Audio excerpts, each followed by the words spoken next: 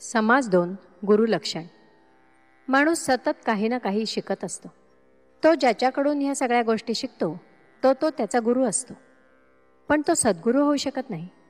सद्वस्तू म्हणजे आत्मज्ञान करून देणाऱ्यालाच फक्त सद्गुरू म्हणतात. बाकीचे स्वतःला गुरु म्हणवून घेणारेही या अध्यात्माच्या प्रांतात असू शकतात. म्हणून त्यांच्यापासून सावध राहायला हवं. त्यांची बरीच लक्षणे या समासात सांगितली आहेत. आपण त्यातली थोडी बघू. येथे प्रामुख्याने खऱ्या सद्गुरूंची लक्षणे सांगणाऱ्या ओव्याच निवडल्या आहेत. ऐकूया तर. श्रीराम जे करामती दाखविती, तेही गुरु म्हणिजेती, परंतु सद्गुरु नव्हेती मोक्षदाते.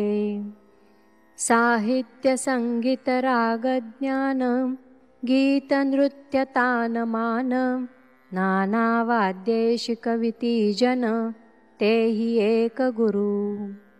आपली माता आणि पिता, तेही गुरुची तत्वता, परी पैल पार पावविता, तो सद्गुरु वेगळा. जो ब्रह्मज्ञान उपदेशी, अज्ञान अंधारे निरसी, जीवात्मया परमात्मयासी ऐक्यता करी.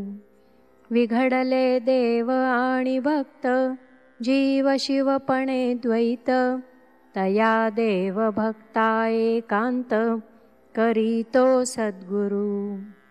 गर्भवास अतिसाकडी, इच्छा बंधनाची बेडी, ज्ञान देऊन शीघ्र सोडी, तो सद्गुरु स्वामी. फोडुनी शब्दाचे अंतर, वस्तु दाखवी निजसार, तोची गुरु माहेर अनाथांचे.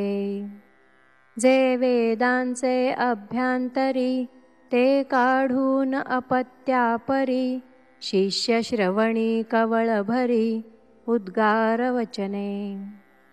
शिष्यास नलविती साधन, न करविती इंद्रिये दमन, ऐसे गुरु अडक्याचे तीन, मिळाले तरी त्यजावे. जो कोणी ज्ञानबोधी, समूळ अविद्या छेदी, इंद्रिये दमन प्रतिपादी, तो सद्गुरु जाणावा. एक द्रव्याचे विकिले, एक शिष्याचे आखिले, अति दुराशेने केले दीनरूप. जे जे रुचे शिष्या मनी, तैसीच करी मन धरणी, ऐसी कामना पापिणी पडली गळा.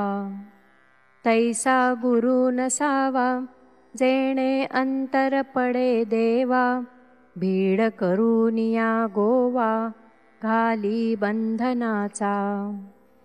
मुख्य सद्गुरुचे लक्षण, आधी पाहिजे विमल ज्ञान, निश्चयाचे समाधान स्वरूप स्थिती. याही वरी वैराग्य प्रबळ, वृत्ती उदास केवळ, विशेष आचारे निर्मळ, स्वधर्मविषयी. जेथे सारासार विचार, तेथे होये जगोद्धार, नवविधा भक्तीचा आधार, बहुत जनासी.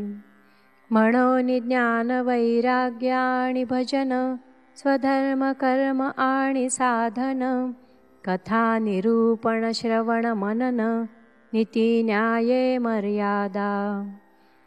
यामध्ये एक उणे असे, तेणे ते विलक्षण दिसे, म्हणून सर्वही विलसे सद्गुरुपाशी. नाना सद्विद्येचे गुण, याही वरी कृपाळूपण, हे सद्गुरुचे लक्षण, जाणिजे श्रोती.